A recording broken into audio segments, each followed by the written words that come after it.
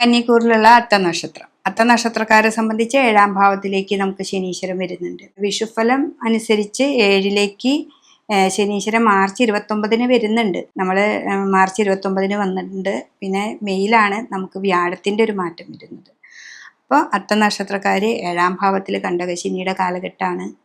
ചില കാര്യങ്ങളൊക്കെ നമ്മൾ ചെയ്തു വെച്ചിട്ട് ഇപ്പം നടക്കും എന്നൊക്കെ വിചാരിച്ച് നടക്കുന്നത് പെട്ടെന്ന് നടന്നൊന്നും വരില്ല.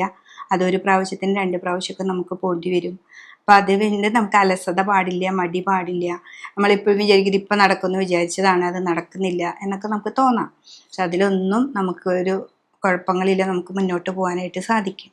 പിന്നെ അതേപോലെ 10ാം ഭാവത്തിലാണ് നമ്മുടെ വ്യാഴം നിൽക്കുന്നത്. ആ 10ലെ വ്യാഴം എപ്പോഴും നല്ലതാണ്, കർമ്മത്തിലാണ് നിൽക്കുന്നത്. സാമ്പത്തികമായിട്ട് അവിടെ ഇങ്ങനെ നമ്മൾ കൊടുത്തവരിൽ നിന്ന് ഇങ്ങോട്ട് തിരിച്ചു കിട്ടാനൊക്കെ ഇത്തിരി ബുദ്ധിമുട്ടുണ്ട്. ഞാൻ പറഞ്ഞില്ലേ, ഒരു കാര്യം വിചാരിച്ച പോലെ ഇങ്ങോട്ട് നടന്നു എന്ന് വരില്ല. പക്ഷെ അതിനൊക്കെ നമ്മൾ ശിവനെ തന്നെ ധ്യാനിക്കുക.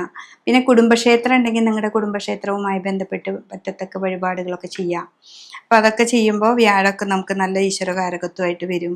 അപ്പോൾ അത്തനക്ഷത്രക്കാരെ സംബന്ധിച്ച് അധികം ബുദ്ധിമുട്ടില്ലാതെ പോകാനായിട്ട് നമുക്ക് സാധിക്കും.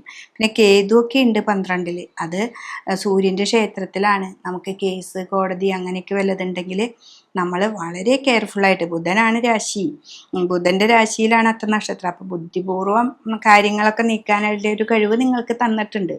അപ്പോൾ ആ ഒരു ബുദ്ധിപൂർവ്വം നമ്മൾ നമ്മുടെ വക്കീലുമായിട്ട് സംസാരിച്ച് നമ്മുടെ കേസും കോടതിയൊക്കെ ഉണ്ടെന്നുണ്ടെങ്കിൽ അതെന്താണെന്ന് മനസ്സിലാക്കി നമുക്ക് മുന്നോട്ട് പോകണം. അപ്പോൾ നിങ്ങൾക്ക് ഏറ്റവും നല്ലതായിട്ട് നിങ്ങൾക്ക് മുന്നോട്ട് പോകാനായിട്ട് സാധിക്കും. ഈ 2.5 വർഷമാണ് ശനീശ്വരൻ ഇവിടെ നിൽക്കുന്നത്. ഈ 2.5 വർഷവും നമ്മൾ അത്രയും കെയർഫുള്ളായിട്ട് നമുക്ക് ഇന്ന് വന്നാൽ ഇപ്പം എന്തൊക്കെ ആവും എന്നൊക്കെ നമ്മൾ ഡെഡിക്കേറ്റഡ് ആയിട്ട് നമ്മൾ എഴുതി വെച്ച് പോലെ നമ്മൾ പോവുകയാണെന്ന് വെച്ചിട്ടുണ്ടെങ്കിൽ ഒരു 6 മാസം അല്ലെങ്കിൽ ഒരു 3 മാസം നമ്മളത് തുടർന്ന് ചെയ്യുകയാണെങ്കിൽ പിന്നെ നമുക്ക് ഏറ്റവും നല്ലതായിട്ടൊരു ഭാവത്തിലെത്താനായിട്ട് സാധിക്കും. അപ്പോൾ അതാണ് അത്തനക്ഷത്രക്കാർ നോക്കേണ്ടത്.